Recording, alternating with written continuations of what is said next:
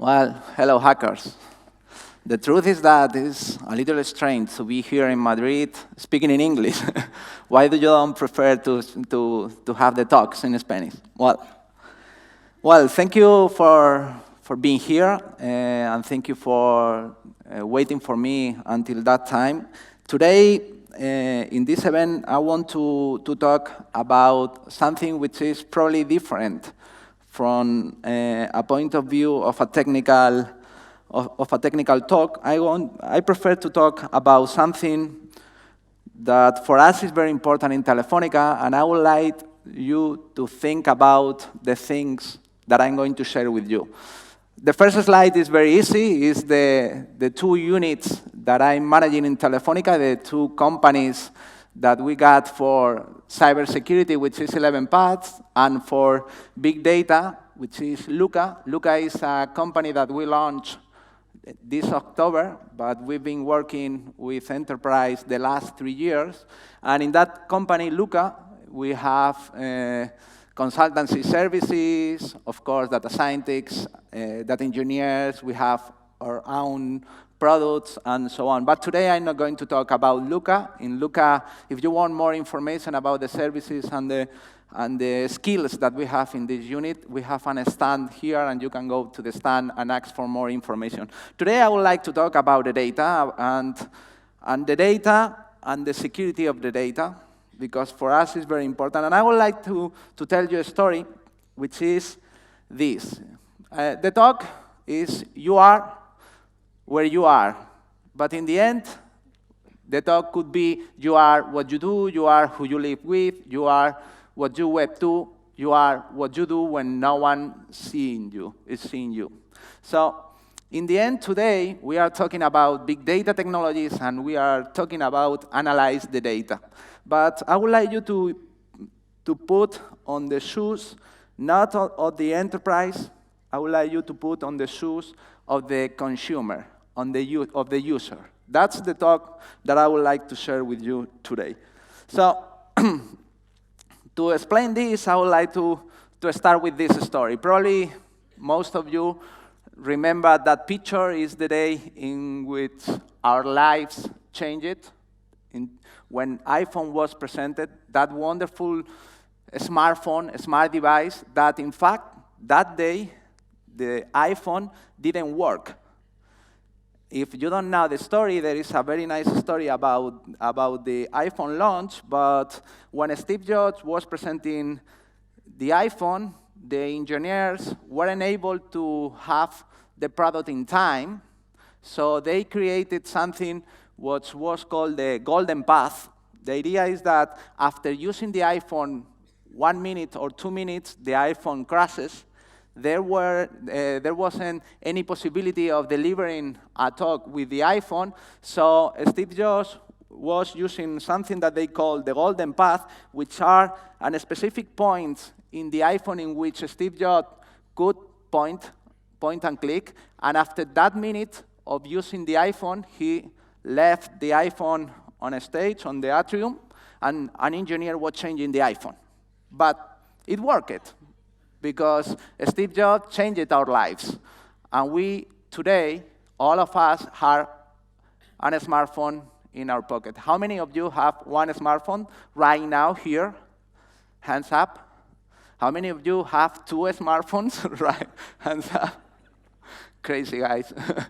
Well, the truth is that a smartphone is a device full of sensors.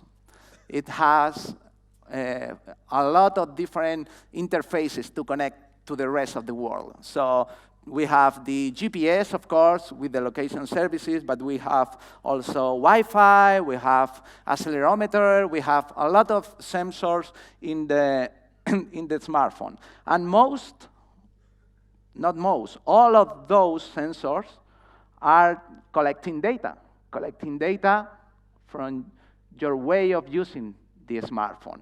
And that data is telling a lot of things about you and about your customers. The funny thing is that location, which is one of the most important data today, is not controlled only by this toggle. Most of people think that if you switch off the location services with this toggle, you are going to be on track. And how many of you think that? Don't be shy. You really think that? Tell the truth to the rest of the people. You really think that? The truth is not. There are a lot of ways of collecting your location, and companies are doing that. First of all, of course, the GPS location is very important. This, on the right side, this is a list of permissions from Android application. On the right side, you have the list of permissions that Facebook app is asking you to install Facebook into your Android device. How many of you have Facebook installed in your Android device right now here? A lot of you. Well, probably all of you know that you gave to Facebook all these permissions. And probably all of you know exactly what they mean. Well, forget about the rest. There are only two very important for today's talk, which are the access file location on the right and the get accounts permission. With only those two permissions, one app is able to know who you are and where you are. With the get accounts permission, the app is able to collect your email address, your phone number, your Twitter account, your Facebook account, etc. All the accounts that are configured in the Android device. On the other hand, with the access file location, that app is able to collect your GPS information. I was using one of the technologies that we created in 11 Paths, which is Tacit. Tacit is a very simple service that we are using today. It's a big data. Oh, I'm sorry. It's 1 second. Don't worry. It's 1 second. Well, it's blinking, but you can see what I want you to see. This big data is collecting all mobile apps that are published on the internet day by day. So we collect all apps from Android markets and also from iOS markets, and we open the apps and analyze the permission and so on. So we have an historical big data with all the apps, all the people commented the app, all the code, and so on. And just searching for how many apps on the internet are asking for your location, there are more than 1 million apps collected on the internet that are looking for your location. How many of you have installed any time in your life a free app saying, yes, I agree with the terms and conditions? Cool.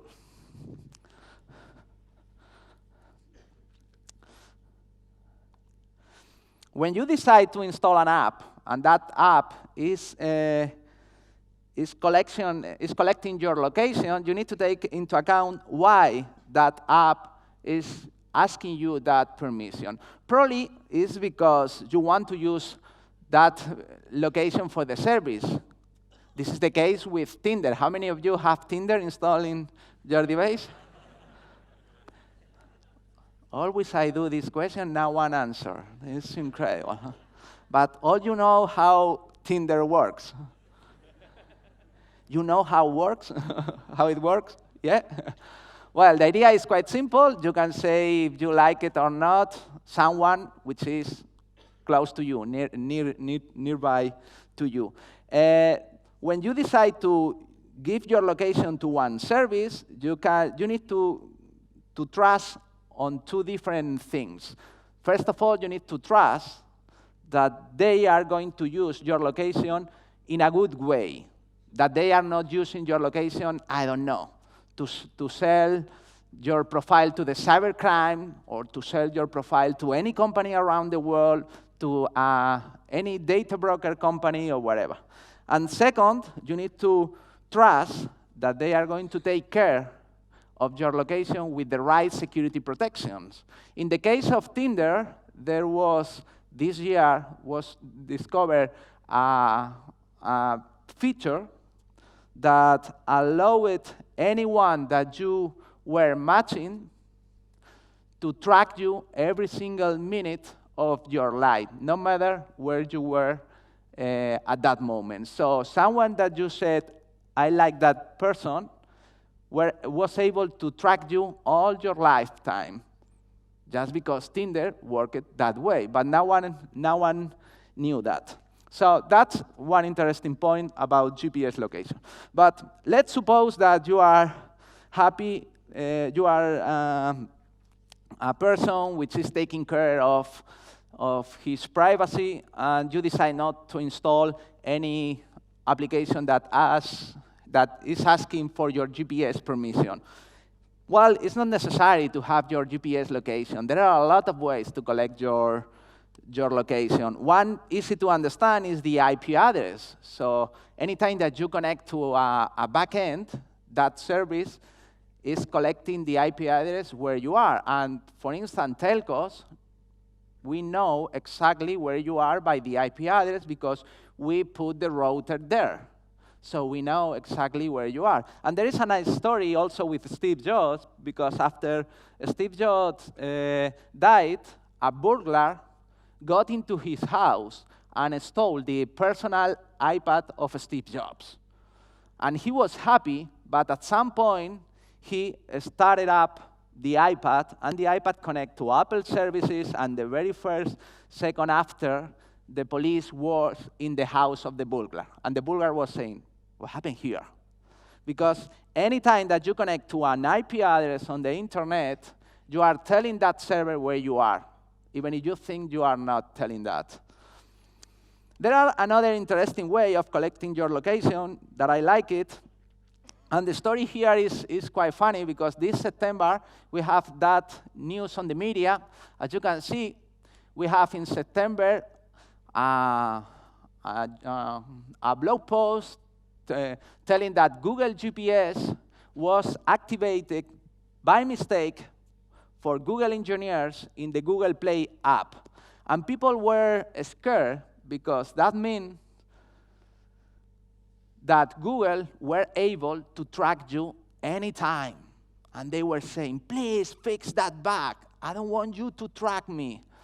OK, if you have Google Play installed in your device, that means that you have an Android device. And if you have an Android device, believe me, Google knows where you are. They don't need that crappy bug. So the funny thing is that Google was looking for a way to collect your location time ago. And if you think about that, the GPS permission is not that good, because you can fake the GPS location on your device. In fact, there are a lot of tools to fake your GPS location. So they decide to be what they are, good hackers, and use one of the techniques that is very popular and very well known for hackers, which is the word driving. The word driving techniques is a practice in which hackers were wandering around the city and creating maps about the Wi-Fi networks that are in one specific GPS location. So with that database, you have the Wi-Fi name, the Wi-Fi hardware address, the BSS ID, and also the GPS location. That means that if we look around here and we discover that there are, I don't know, 10 different Wi-Fi networks, and we collect that Wi-Fi networks and the signal power that we are receiving in our device, and we use that information to query a database like that, we are going to be able to know exactly where we are right now. No GPS permission required at all. So Google wanted to use that, and before the last thing, they tried with one nice story, which was the Google car. I don't know if you remember that, but there was a very big scandal with the Google Street car because they were collecting Wi-Fi information. And the problem was that they weren't only collecting the Wi-Fi name and the hardware address. They were also collecting information about the traffic. And if the Wi-Fi was unencrypted, They were collecting username, personal data, password, and so on. So there was a very big scandal. Then they changed it, and they decide to use you to collect Wi-Fi information to make their own database. And today, all Android devices that you have are collecting Wi-Fi information. If you have the location service activated, they are sending that data to their Google servers, and they are creating that database. So it's not Google the only one which is doing this, but also the iPhone. That's a story from a hacker that realized that his iPhone was collecting all that information about Wi-Fi networks and was tracking him every single moment, and they put that information into the map, and he was able to detect how Apple was tracking him all the time. Every single moment he moved, he was tracked by iPhone. Because this is the way iPhones are working, and also Android. One interesting thing about that is that also hackers are using this long time ago to know in a pen testing where a person lives. I don't know how many of you have the smartphone right now with the Wi-Fi activated, but anytime that you have activated the Wi-Fi in your smartphone, you are trying to connect to the Wi-Fi you usually connect. So right now you are emitting, you are sharing with the rest of the people the Wi-Fi network name from your house, from your work, from the restaurant that you visit, any place that you connect from your lover house, take care.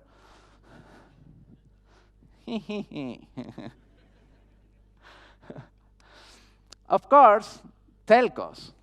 In Telefonica, we know where you are every moment because you need to connect to the network. It's normal. Everybody knows that. You connect to the cellular network, and we know where you are. And analyzing the signal power, we know more or less in which part of the city you are every moment. So location is powerful. But even in cybercrime, they are creating new ways of collecting your location. There is one way that I really love it, which is analyzing the battery of your device. Right now, at the same way that we are able to track one person in one GPS location through the Wi-Fi, it's also possible to track one person about the discharge function of your battery. Because right now, when you connect to a cellular network, you need to increase or decrease the power of the signal depending on the far away that you are to the antenna. So if you are in a long distance, your smartphone needs to increase the power of your signal, and at the same time, your battery discharges quickly. On the other hand, if you are close to the antenna, then the signal power decreases and your battery is discharging slowly. So right now, all the cities could be mapped with the battery discharge, and depending on how you move around the city, your battery is going to be discharged more or less depending on the far that you are from the antenna. So that map has been created, and right now, with a very accurate level, it's possible to know exactly where you are. In fact, this October, Mozilla Firefox removed the permission to access the battery status of your device from the Mozilla Firefox because cyber criminals were using that or to track you when you were browsing the internet. So as you see, there are a lot of ways of tracking you, and the way companies are doing this depends on the service. Sometimes they are collecting your location because the service needs the permission to be done. For instance, Find My iPhone. You cannot have the Find My iPhone permission if you don't have the location activated. Or Waze or Google Maps. They need to know where you are to give you the service. It's normal. Another case is a trade-off. Do you want this free app? It's not free. It's pay with your privacy. And you need to take this into account. It's not free. It's pay with your privacy, because they are making out a data business with that app. In other cases, like in Telefonica, it's opportunistic. We are providing you a service, and we need to know where you are. We have that information. And as the same way that we are doing that, there are a lot of services that need to know where you are to provide you the service. And it's very important for you, and it's very relevant to you what that company thinks about that data. Because you are sharing your location because a service which is not related to the location. And of course, the last one is hidden. A lot of apps, services on the internet are collecting your location without telling you anything. So why this interest in knowing where you are? Well, because location speaks, and location tells a lot of things about you.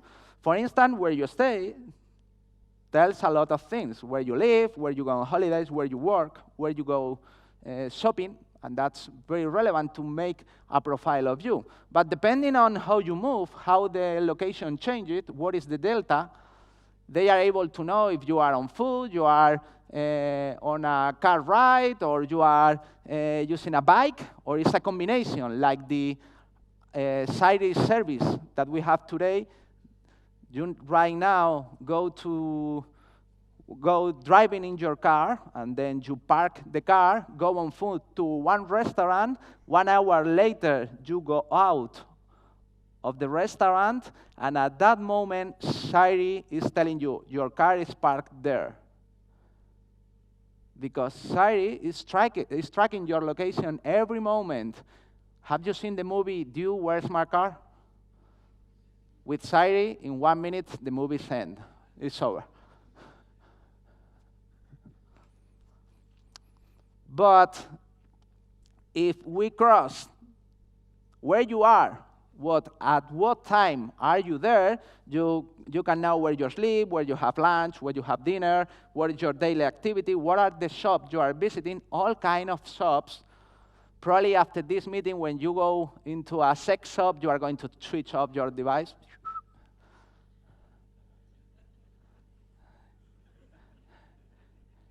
I bet my right hand, any of you are going to do that in the future. So if we cross that data with external sources, the point of interest databases that are sold on the internet, you can know about information related to the house you sleep. They can know how many lovers do you have, or if you buy or rent that house, if you are rich or poor, because you go to very expensive restaurants or not. They know exactly what company do you work for. That probably is interested if they want to sell your profile to the cybercrime that is looking for the perfect target for cyber attacks. The visit that you make, probably you have someone in jail. They are going to know that you have a connection with someone in jail. If you are visiting the hospitals, probably they know that you have a problem, a medical problem, or depending on the people that you visit, they are going to know if you have a good or bad social status. If we cross this with temporary events, they are going to learn a lot of the sport that you like, the actress, the actors, depending on the conferences that you attend. Right now, you are here in a conference and you are telling to all your apps that have the location permission activated that you are interested in big data. And of course, if we put all this together and we are crappy, they know what political party do you vote for because you go to some specific political meetings, or depending on the people that you meet, how many lovers that you have, do you have a secret interest because you are visiting some crappy point of interest into the city, I don't know, under the bridge, 2 kilometers far away from the city. I don't know what happened there. Or if you are on a business or pleasure travel, or if you are doing something illegal. And if we are able to have your location and your location and your location and your location, and we are able to cross information about your profiles because you have exactly the same service that are collecting your location data than you, and we have all of you together, we can know almost everything. The question is, to do what? Why is so important that? Okay, well, data could be great, and you can use it for a lot of good services. Of course, you can use location as an anti-fraud service that is going to check if you are in one specific GPS position in which your credit card is in use, which is good, because that prevents that someone is going to use your credit card when you are not in that position, or to give you contextualized info for the traffic, for the weather, or even to create emergency services, even for specific problems. Right now, yesterday I was in a meeting with UNICEF, and they wanted to know exactly location of people in one specific city to know how they move. What is the next city with the most probability of being infected by one pandemic, for instance, with the Zika or Ebola or any other service. So could be very good for emergency plans, or creating fancy services like carpooling or profile persons, cities, areas, shops, roads, to create a business, to analyze tourism, or whatever. So there are a lot of good services that could be created. Of course, the most famous is the targeting ads to create a business like that. I love this panel. This panel is the Twitter panel, and you can select in front of what people you want to put an ad. So you can select, for instance, people that is buying Kellogg's Frosted Flakes cereals.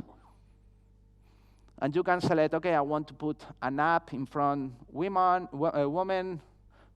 pregnant women that buy Kellogg's Frosted Flakes cereals. You can do that. Why? Because they are collecting your data and they are buying data. In this case, as you can see, they are using Datalogics, which is a data broker, which is also buying data for a lot of apps on the internet that are selling data. So there is a chain of data brokers from the app that is collecting your data to the end service. And of course, your data is very valuable. So Google is, in 2015, was able to earn 67 billions of dollars in revenues. And Facebook, 17 billions selling ads, which is a very good service. Of course, you can do also, you can use the location data to do social goods. This is an example in which we use our data in Mexico to analyze how people moved after one earthquake. And that data was used to create a new emergency plan for the city, for the ministry. So there are good things that could be done with your data. There are healthy businesses that could be created with your data. There are bad things that could be done with your data. But the most important is that you need to know and you need to control your data. And you need to take your decision. For me, Facebook is great. I love Facebook, and I love Twitter. And I know exactly what they are doing with my data. I know their business, and I like the services. For me, it's worth it to use Twitter, and it's worth it to use Facebook at the same way that it's worth it to use Google. But you need to take your own decision in your data. And the most important is whom data belongs to. Who is the real owner of your data? Is Telefónica the owner of your location because you are using the service to connect to the internet? Is a company which is providing any services the owner of the data that you are generating just by using the service? Well, this is something that you need to think about, and I would like you to think and debate about that, because there are a lot of things that probably we need to change. Are terms and conditions agreements clear enough? Of course, I understand that they are right from the legal point of view, because they describe exactly all the things that they are going to do, but in a technical language. How many of you have been reading once in your lifetime one single terms and condition document? Once in your lifetime. Okay, I'm going to do the question other way. How many pages have the terms and conditions of Facebook? No one knows? How many pages from the terms and condition of Google? No one knows? Is really useful that way of inform people about the things that one service on the internet is going to do with the data? Are people aware about what that means? Are people aware what they are sharing, saying, yes, I agree? And the most important thing, do you really think that is going to be sustainable for the future, this model? Because if no one is reading the document, no one is understanding the meaning of that document, probably the law that we created is not that good, and we need to change the law, probably. Well, if you are asking yourself, what is the belief of Telefónica? Our belief is that the data that we have from the use of our services belongs to you. And if there is any value for that data that you generated, you should be the one to receive the value, and not Telefónica, because we are charging for the services that we provide to you. So that is our belief. And of course, it's not the belief that the rest of companies have, but it's our belief. So after this talk, I would like you to think about trust, about if you really trust that the use of your data is going to be good for you or not, and if the security of your data is going to be good for you. Because if not, it's better not to share the data. And of course, the last question is worth it to you? Is worthy the deal that you are going into just saying, yes, I agree with the terms and conditions of this service? And that's all. Thank you very much.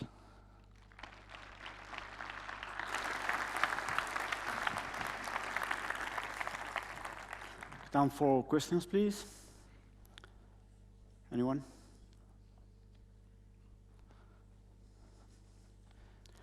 Please raise your hand. No questions. Good. See you later. One question there. Easy one. Third row on the left. Yeah, over there. Another question here. Past the corridor. Okay, you are second. Oh, no, you're first.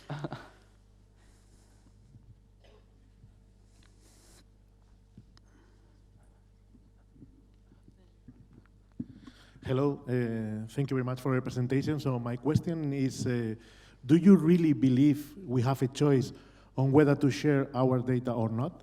Because the way you present it is, okay, well, you decide, you disconnect this, this, and that. At the end, nobody knows where you are or what you are doing. But do you really think there is a way of escaping this level of control? Well, actually, yes. I decide not to install a lot of apps because for me it's not worthy. The deal, the trade-off is not healthy for me, so I decide not to install. When I'm telling the story of this belief of Telefonica, we are talking about the data that we have from our services. And we are not going to make out a business of your personal data or the data that you generated. It's our belief. Of course, if you connect to Facebook, they have their own belief. If you decide to install an app which is collecting data from your device, you need to know exactly what they know. The truth is that right now, our data had been spread out across the internet. And probably once that our data had been spread out, it's going to be very difficult to recover the control. Because once that you share your name or your date of birth, you cannot recover that. Because you are not going to change your name or you are not going to change your date of birth. But in the future, probably the data that you are generating day by day, you can do something with it. And that data probably is going to be related to your finance, or related to your health, or related to your location.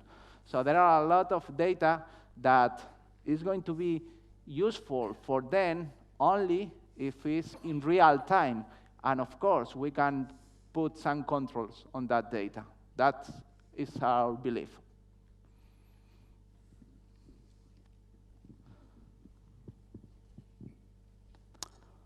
Okay. Last question? No? No? It's none? Oh, last question, row 2. The last one. Hi. It's me. Just in case you want to share with us, may we know which smartphone are you using and which operating system? The end of the question? Which operating system? In your iPhone or smartphone. Is better. What the question is? What operating system are you using? What I use? Well, I use all of them, but my personal smartphone is someone that I'm going to share with you in private, not in front of the rest of the world. But I don't have any problem to share that data. Well, a lot of people know that. So, know that. Well, thank you. Enjoy the rest of the day, and see you again. Thank you, Chema.